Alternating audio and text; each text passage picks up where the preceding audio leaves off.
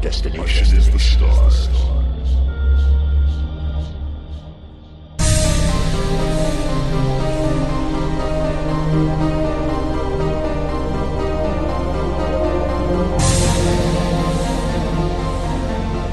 Hello, this is the Sci-Fi Roundtable podcast. I'm Shane Thomas, and today I'll be reading an excerpt from The Midsomer Wife, Book 1 of the Heirs to Camelot series by Jacqueline Church Simonds.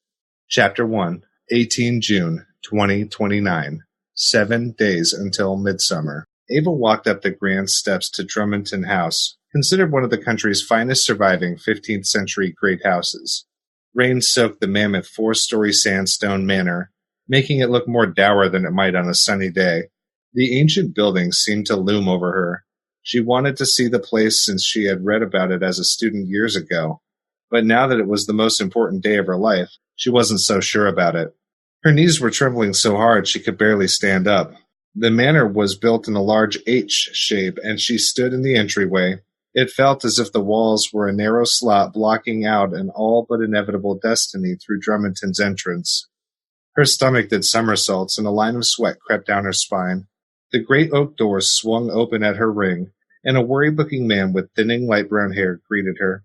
Ava Curdwin, here for an interview with the Duke. She had just barely managed to keep the quiver out of her voice. He waved her in and took her coat and umbrella.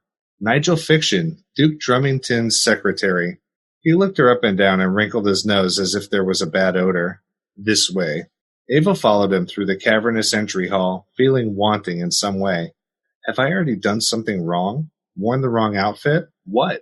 She read him just a bit, then almost laughed out loud. He wanted the job of director of the Harp Trust for himself. Well, he's welcome to it.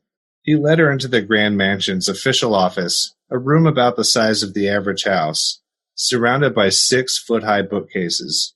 The place was filled with antique furniture and artwork. Fiction had her take a seat in front of the desk and then left, still radiating icy hurt feelings. Out of the gorgeous floor-to-ceiling divided glass windows in front of her were the famed gardens. On a nice day, which it definitely was not, she had been told she could see the Glastonbury Tor through the trees. Everything about the room shouted the Drummondton family's old money and judiciously wielded power, an effect which had obviously been meticulously crafted over the years to benefit the owner of the office. It was meant to intimidate. If she hadn't been prepared, she'd have to admit she would have been. Who am I kidding? I'm intimidated as hell.